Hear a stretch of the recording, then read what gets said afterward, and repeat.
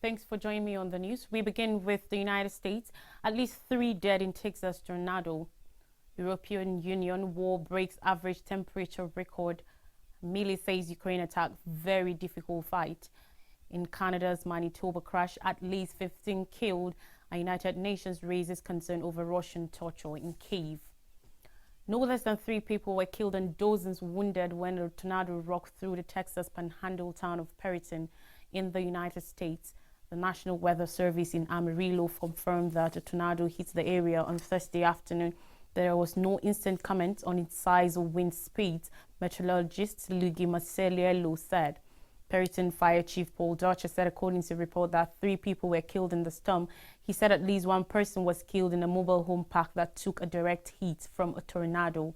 At least 30 trailers were destroyed or damaged, and firefighters were rescuing people from the rubble, Dutcher added. First responders from surrounding areas and from Oklahoma descended on the town, which is home to over 8,000 people. Closely 50,000 customers were without electricity in Texas and Oklahoma, according to the poweroutage.us website.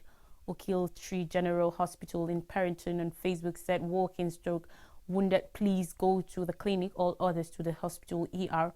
The hospital also said an American Red Cross shelter had been set up at the Ochiltree County Expo Center. We got slammed by patients, said Kelly Judice, the hospital's interim CEO. We have seen somewhere between 50 and 100 patients, Judice said, including about 10 in critical condition who were transferred to other hospitals. Patients had minor to major trauma, ranging from head injuries to collapsed lungs, lacerations, broken bones, she said. The Weather Service said a second round of storms will continue to move through the state and parts of Texas through the evening, while the risk of extreme weather, including tornadoes, remain for the metropolitan Oklahoma City area. Still on climate crisis, average universal temperatures at the beginning of June were the warmest ever recorded for the period, beating earlier records by a substantial margin, the European Union's Climate Monitoring Unit said. Samantha Burgess, Deputy Director of the Copernicus Climate Change Service C3S, said in a statement on Thursday that the world has just experienced its warmest early June on record. Global mean surface air temperatures for the first days of June 2023 were the highest in the ERA5 data record for early June by a substantial margin, the Copernicus unit said, noting that some of the data go back as far as 1950. Temperatures have since peaked, but experts say the short rise in early June indicates the latest global heat record for the month and shows more extremes ahead as the planet enters an El Nino phase that could last for years. Researchers at the EU's Copernicus unit reported that the start of June saw global surface air temperatures rise 1.5 degrees Celsius, that's 2.7 Fahrenheit above pre-industrial levels for the first time. That is the threshold government said they will try to stay within at a 2015 summit in Paris. The daily global average temperatures was at or above 1.5 Celsius threshold between June 7th to 11th, reaching a maximum of 1.69 Celsius above it on June 9th, according to the data. The unit said that on June 8th and 9th this year, the world average daily temperature was about 0.4 Celsius warmer than former records for some days. As the global mean temperature continues to rise and more frequently exceed the 1.5 degrees Celsius limit, the cumulative effects of the exceedances will become increasingly serious and must be carefully monitored, the unit added. The day spent at the 1.5 Celsius threshold comes as a 3-year La Nina phase, which tends to reduce the effects of global warming, has given way to the opposite, an El Nino period, which could add another half degree or more to average temperatures. Copernicus recently announced that global oceans were warmer last month than in any other May on record. And on Thursday, United Nations Secretary General Antonio Guterres said the world is racing towards a climate change disaster, describing the global response as woefully insufficient. Present climate policies will lead to average temperatures to 2.8 degrees Celsius above pre-industrial times by the end of the century, approximately twice the United Nations goal of a 1.5 degrees Celsius rise, Guterres said. Ukraine faces a tough fight in the ongoing counter-offensive against Russian forces, and the campaign to take back territory will possibly come at a high cost, senior U.S. military officials said. The U.S. calculation of Kyiv's counteroffensive came as Chechen fighters said they had deployed to Russia's Belgorod region bordering Ukraine to stop attacks from pro-Ukraine Russian partisan groups, and as Ukrainian military officials on Thursday reported advances along the front line in several locations. U.S. Army General Mark Milley, chairman of the Joint Chiefs of Staff, said at NATO headquarters in Brussels on Thursday that Ukraine has commenced their attack and they are making steady progress. This is a very difficult fight. It is a very violent fight, and it will likely take a considerable amount of time at a high cost. Milley, speaking after a meeting of the US-led contact group for some 50 countries that give military support to Ukraine, said it was far too early to put any estimates on how long the Ukrainian counteroffensive could last. Lloyd Austin, U.S. Defense Secretary, told the meeting that Kyiv required both short-term and long-term support as the war was a marathon, not a sprint, and Ukraine needed even more weapons. Adding that Ukraine still had plenty of firepower left to conduct its counteroffensive despite initial losses inflicted by Russia. Moscow has played up video footage showing German Leopard tanks and US-donated Bradley fighting vehicles it claims were captured at the start of Ukraine's push to take back territory from Russia. The Ukrainian counteroffensive is in its early stages, and military experts say the decisive battles still lie ahead. Now, no less than 15 people have been killed in central Canada after a truck rammed with a small bus carrying a group of mostly elderly people in one of the deadliest road accidents in years. The crash happened at the junction of two major roads near the town of Carberry in southwestern Manitoba, 170 kilometers, 105 miles west of Winnipeg. The bus passengers had been on their way to a casino in Carberry, reports say. Assistant Commissioner Rob Hill, who commands the Manitoba Royal Canadian Mounted Police, said, "We've been able to establish that at least 15 people have been confirmed deceased as a result of this collision." Hill said, according to reports, that sadly, this is a day in Manitoba and across Canada that we will remember as one of tragedy and incredible sadness. The bus had been carrying about 25 people, and police said 10 people were being treated in hospital. Police said the drivers of both vehicles were alive and refused to say who might have been responsible for the crash. Footages showed what looked like a large van or bus smoldering in a ditch near a truck with a smashed engine on a road. The road was littered with debris, broken glass, a large bomber, and what looked like a walking aid. Blue and yellow tarpaulins were also stretched out. Prime Minister Justin Trudeau, in a tweet, said he sent his deepest condolences to those who lost loved ones today, and I'm keeping the injured in my thoughts. I cannot imagine the pain those affected are feeling, he said. My heart breaks hearing the news of the tragic accident near Carberry, Manitoba Premier Heather Stefanson said on Twitter. In neighboring Saskatchewan, 16 people died in April 2018 after a truck hit a bus transporting a junior hockey team on a rural road. The truck driver was sentenced to 8 years in prison in 2019. The worst traffic accident in Canadian history happened in 1997 when a bus plunged into a ravine in the province of Quebec, killing 44 people. On Russian-Ukraine war, reports of the widespread use of torture by Russian forces in Ukraine could show that the extreme abuse of Ukrainian prisoners of war and civilians is stated and endorsed by Moscow, a United Nations expert has said. On Thursday, United Nations Special Rapporteur on Torture, Alice Jill Edwards, said that she was alarmed by reports and testimonies which appeared to indicate that Russian forces in Ukraine are consistently and intentionally inflicting severe physical and psychological pain and suffering on both civilian and military prisoners. The alleged practices include electric shocks, beatings, hooding, mock executions, and other threats of death, Edwards said in a statement. If established, they may also amount to a pattern of state-endorsed torture, she added. These consistencies and methods of alleged torture suggest a level of coordination, planning, and organization, as well as the direct authorization, deliberate policy, or official tolerance from superior authorities, the United Nations rapporteur said in a statement. Edwards added she and other United Nations rights experts had stated their worries in a letter to Moscow.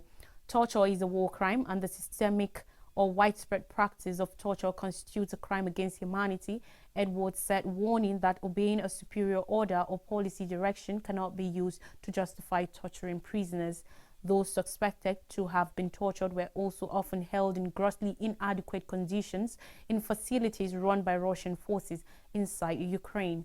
Those who have reported suffering under Russian torture in Ukraine have been left with physical and psychological wounds, including damage to internal organs, fractures and cracks in bones, as well as hallucinations, sensory impairments, strokes, and exacerbation of chronic diseases, the United Nations expert said. And here are more stories. Canada to handle Haiti aid from Dominican Republic. Melanie Joly, Canada's foreign minister, has declared that the country will launch a joint security coordination cell to respond to the ongoing crunch in Haiti this summer.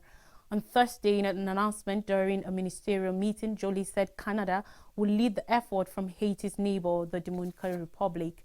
The cell will enhance international efforts in security assistance, working closely with the Haitian National Police and the United Nations to raise a sustainable environment for long-term peace and security in Haiti, Joly said in a subsequent tweet.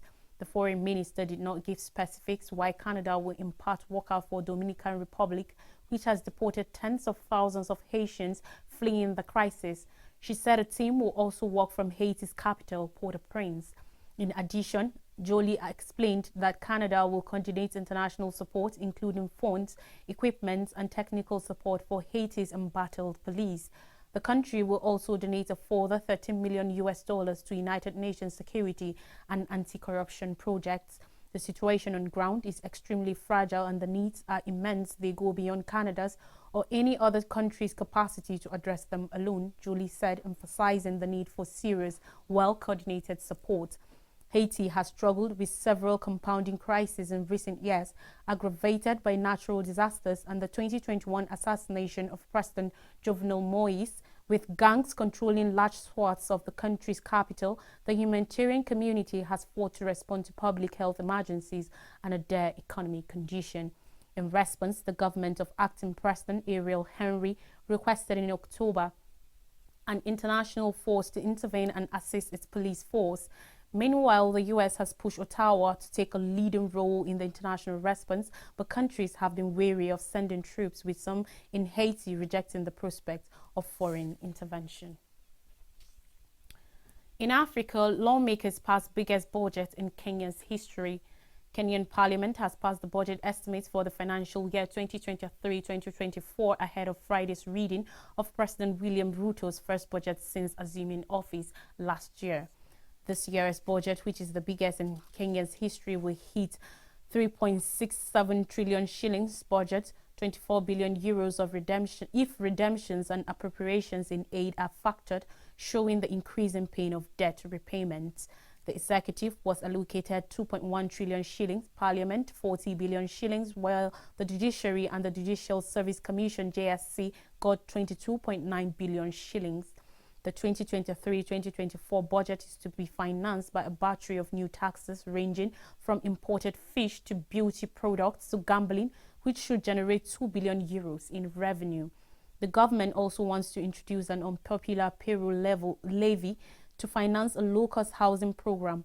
Initially set at 3%, it has been reduced to 1.5%. We have to make sacrifices in the short term to succeed in the long term. We have to sacrifice for the future, explained Finance Minister Njuguna Ndunga on Thursday, reports say. This draft budget increases fuel to the growing criticism of President William Ruto, particularly over the rising cost of living. Elected in August 2022 as the herald of the resourceful little people, the head of the state is accused of being powerless in the face of the price hikes that have been hitting Kenya for months and even worsened them by removing subsidies on fuel and maize flour.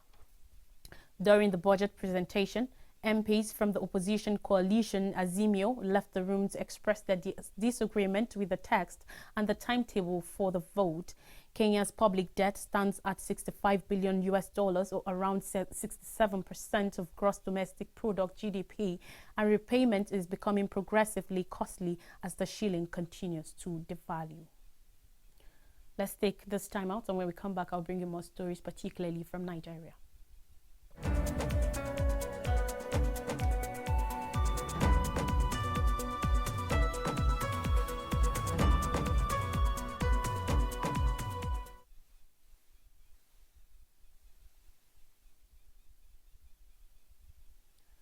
Welcome back. News from Nigeria. With economic progress, Tinubu inaugurates National Economic Council. Yesterday, President Bola Tinubu installed the National Economic Council (NEC), headed by Vice President Kashim Shettima. The inauguration came a week after he directed NEC to meet to come up with interventions to alleviate the effects of petroleum subsidy. He charged the council to support his administration in transforming the economic fortunes of the country, saying the task of growing the nation's economy is quite enormous, adding that no excuse for failure. According to him, Nigerians want reforms and they want it quickly, adding, "We even begged and danced for the job." President Tinubu reiterated his administration's commitment to delivering on its pledges to Nigerians as contained in his inaugural speech on May 29th.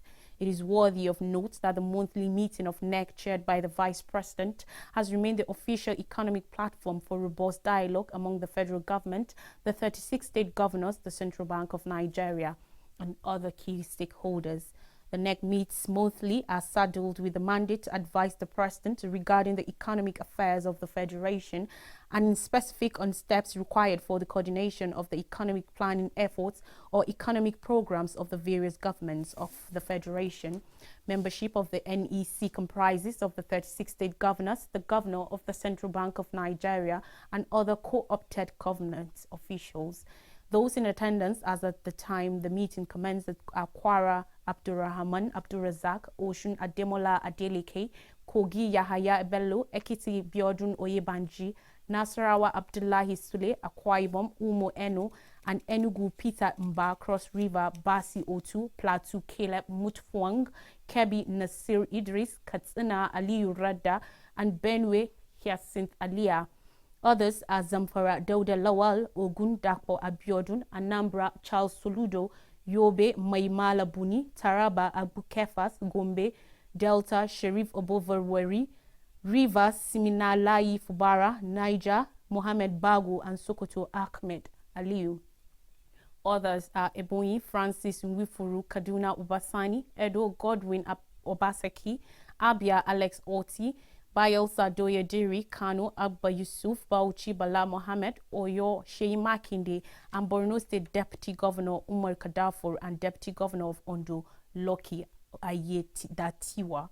Secretary to the Government of the Federation, George Akume, Chief of Staff, Femi Gbajabiamila, the Group Chief Executive Officer, GCEO of the Nigerian National Petroleum Company Limited, NNPCL, Mele Kyari, Acting Accountant General of the Federation, Oluwatoyi Maiden, Acting Governor of Central Bank, Folashodun Shunobi, Permanent Secretaries, Budget and National Planning, Federal Capital Territory Administration, and State House.